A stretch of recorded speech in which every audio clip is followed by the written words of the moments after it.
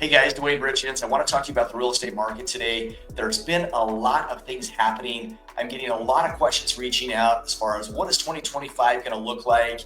Should I now get into the market? So I'm going to pull up some of the questions I get frequently. I put together this little PowerPoint presentation to help you understand what it is that's going to happen, what you should look for, and some of the questions I get asked. So people ask me all the time, Duane, should we buy an investment property right now? The answer is yes. I'm going to show you why here in just a minute. 1031, should I exchange some of the investment properties I have and get into a bigger investment property? The answer is yes. I'm going to tell you why in just a few minutes. If you're not in your forever home and you're thinking about, do I get into my bigger house, my forever house, and walk you through that as well. If you're renting now and you're thinking, hey, is it time for us to buy? Should we dive in? I'm going to walk through that as well. So hang tight. As we look through this, we're going to talk about the number of sales that have happened. We've had a huge decline in 2023. In fact, we hit the lowest since 1968 with 3.8 million home sales. And why did that happen? Because we had crazy high interest rates, home prices were higher, everybody was nervous about our economy, that we were in a huge inflation period, gas prices and food prices and everything was massively inflated. And so most people were holding off. They didn't want to list their house. They didn't want to buy a house. So most people did not do anything real estate related in 2023. 2024 comes along. We bump a little bit. We hit to about 4.2 million homes sold across the United States. Still, people skeptical. What happens with the election? Who wins? How does that determine what the housing market does? Do homes crash? What do we do? Is our inflation going to still continue to go up? Is everything going to be so expensive still to where we're struggling to buy groceries and gas and take care of our families? And that was a big concern, 2024. 2025, here's what they're projecting. They're saying we're going to hit on average over 6 million homes sold in 2025, which is about a 15% increase. Is that enough? Well, let me show you some statistics that I've got. Last year, and these are all statistics that show you that real estate transactions are needed but haven't happened. There were 7 million babies born. There were 3 million marriages that took place. There was 1 million people that turned 65, and there was 50 million people that changed jobs. That is a massive amount of supply and demand issues. People that need to get change in circumstance, from divorce to marriages to job changes to babies being born. All of these things create a change of real estate, and we didn't see that. So what does that mean? It means there's going to be a lot of stuff coming onto the market. As we look at 2025, let's talk about interest rates a little bit. We've been average for the last 24 months. We've been about 6%. Now, over the last 25 years, we averaged 8.1%. So if you're sitting on the sidelines waiting for that 2.7% rate, that 3% rate, guys, it's probably not coming. So don't hold your britches too long on that one. Get in there and get into that property because home prices are going to continue to climb. And even more so now, it's been more of a buyer's market, but you're going to have to watch out because with all the buyers flooding into the market, it's going to switch in a lot of areas to a seller's market. It hasn't happened yet. In a lot of places, we can still negotiate really, really good prices, which brings in the reason why it's a great time to act now if you're wanting to get into real estate. So let's go a little bit deeper into this and figure out the steps behind it. Forecast, once again, all over 6 million homes sold in 2025, which is still going to fall about 25% short of what we need to supply and demand. And so that's because there's not enough homes being built and being listed to be able to keep up with the number of buyers that want to jump in and buy. So as we're waiting for lower rates, it's not going to be guaranteed. A lot of people are saying we're going to be between 5.5% and 6%. And so over time, you'll see the prospective home buyers are just going to start throwing in the towel. They're going to be like, let's do it. Let's do it. Let's do it. And they're going to be ready to go because the economy is going to get better. Rates will come down some, but the overall outlook is going to look better. And so people are going to be more ready to dive in. This shows where our rates are going to land between that 6 and 6.5 mark in 2025. Rates were abnormal for 15 years, guys. And so let's dive in and quit worrying about rates. If we look at appreciation value, so a lot of people were expecting the market to crash. In 2024, like I said, we went up 5.3% last year. So if you take an average home price of $500,000, that means it jumped over $25,000 just last year. How many of you guys got a raise that made you more than $25 or $25,000 just last year? If you did not, watch out, because it's going to continue to skyrocket. And we're going to talk a little bit more about the differences between a buyer's market and a seller's market that will help you understand what play you need to take. But most areas will still lean towards a seller's market because of the low inventory. So as we have tons of buyers flooding in, that's going to be like back in COVID times where we had bidding wars left and right. Those are going to come out again as we get multiple people coming back into the market and not enough inventory.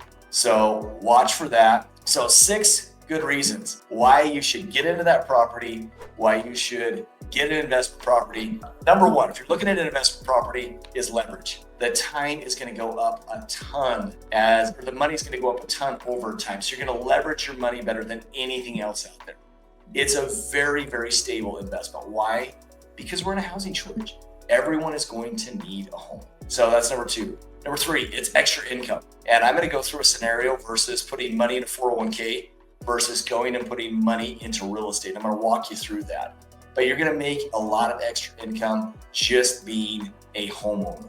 I personally have 68 doors, and I've acquired those, and they have made me more money than honestly I've made in my full-time job. So you've got to really dive in and invest so that you can make that extra money. Number 4, there's necessity. You've got to have that ability to live comfortably, yet be able to provide for your families later in life. So one thing that I did for my children is I went out and got each one of them a home. Why? Like, Duane, you're a nut job. No, I did it because I think when they become married and are ready to move out on their own, I think it's going to be crazy unaffordable for them. Even right now, the newlywed couples coming out of college are struggling with the incomes they're making to dive in and buy houses. They're having to leave the state. They're having to go do other things because they can't afford to buy real estate right now. So that's big. So out of necessity, people need to be able to buy real estate, buy investment properties to prepare for what's going to happen in the future. Number 5, it's a retirement plan. And that's part of my main reason for investing in all the real estate that I have. So the retirement side of this tells me this: I can have someone else pay my mortgage for me on my investment property. I can hang on to a cash flow, let it go up in value until it's paid off. At 65, I can sit back and live on the rental income, the cash flow every month. If I get in a bind, I'm like, Duane, I need to get some money, go sell one of them. It's probably doubled or tripled in value. I can stick that in the account and then live on the other ones month by month as the rent keeps coming in. We're not building more land, people. We're not building more homes. In a lot of places, they're having to knock down homes to build more homes. So you got to make sure you do that. Get into a retirement plan that's going to work for you. Number 6, it's an asset. It's a huge asset. As they go up in value, you can depreciate them, you get the cash flow from them, and you get someone else paying off your mortgage. So you get principal buy down each and every month. You can't find that in any other investment. So it's a huge asset. So now let's dive in. I want to show you the scenario. On $100,000, $100,000 you got to make, you can dump that into a 401k, or you can buy real estate. Let's walk through it. Which investment property is going to make you more money over time?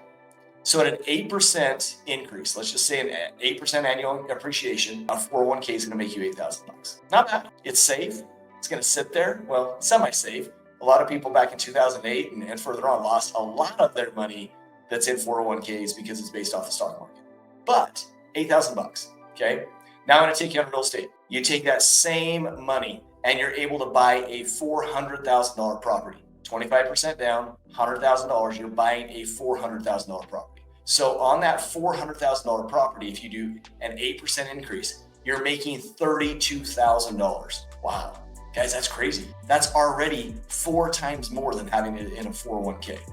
Next, let's say you are cash flowing $500 a month.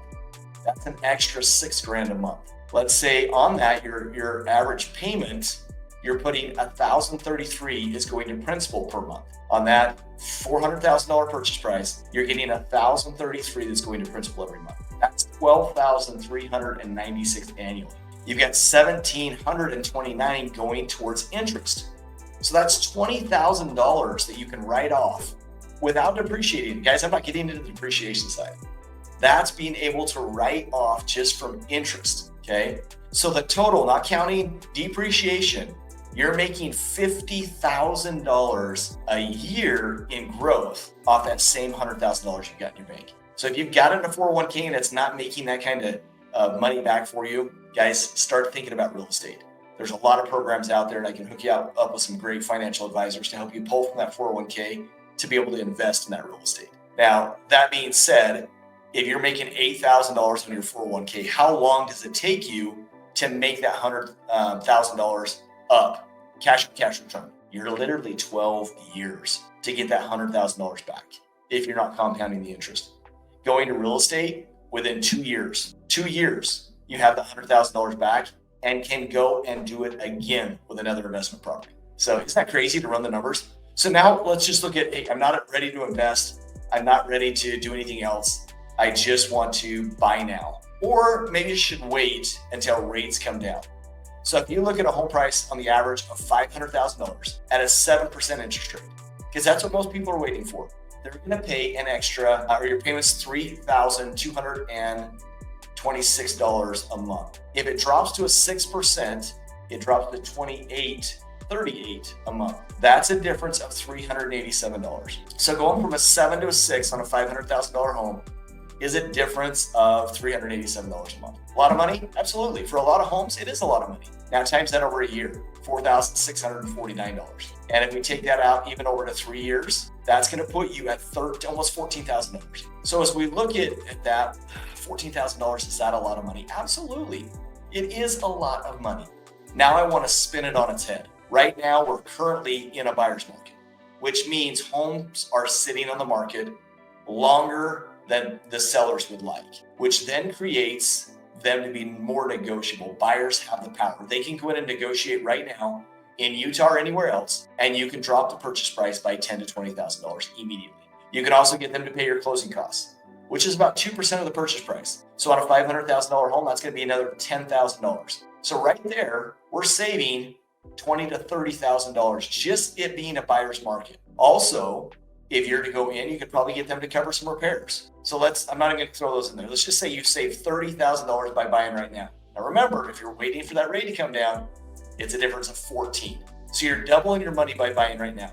Now let's say that it takes a little bit of time for those rates to come down. But once they do, even if you say 2 years, it costs you an extra $26,000. We're still better off to buy now. Here's why. Once the rates come down, how many people just like you are going to dive into the market and hurry and buy that house? If that happens, like we're projecting already by middle of 2025, then it turns more to a seller's market. No longer are you getting that reduction of $10,000 to $20,000. No longer are you getting that $10,000 in closing costs. So they went that $30,000 out the window. Now instead, it's going to turn into a bidding war where you have to pay $20,000 to $30,000 more to get the house to even win. Remember back in the days where I even saw homes up over $100,000 over list price. I saw homes where they were waiving appraisal. I saw a lot of different things happening back in our bidding war situation. We could see that again. And if that happens, this turns into a $50,000 to $60,000 swing by simply trying to save $13,000 in a year. And if it's a half a year that you're at that rate, guys, it's going to be about $7,000 for a trade-off of $60,000. And this is for investment properties. This is for personal residences. If you're ready to buy real estate, upgrade. If you were one of my kids, I would tell you to go out and buy real estate today and date that rate. And as rates come back down, once they go 1% lower than where they're at, refinance. But right now you can get a ton of negotiation power to be able to dive in and be able to have that property now.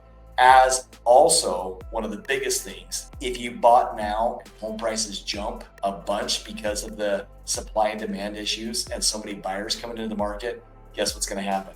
You're going to gain a ton of equity really quick. And that's exactly what every homeowner wants, is to gain cash flow appreciation, have a ton of equity pop into their account, and then have someone else pay their mortgage and bring that mortgage amount down that they owe.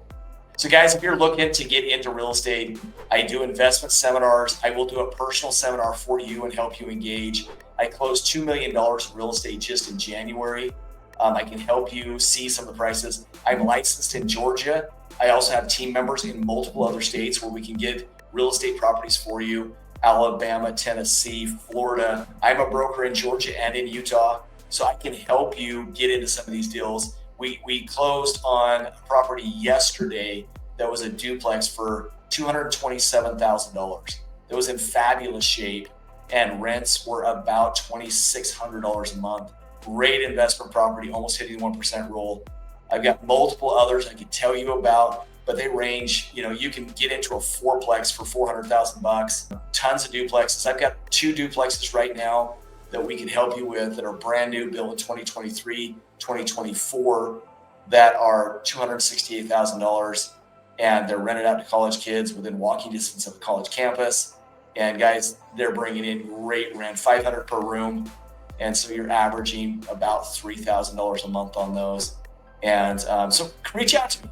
My number's here, 801-243-4544, and text me. Let's set up a consultation. I'll walk you through what's happening in the market and look forward to chatting with you more about real estate. Thanks, guys.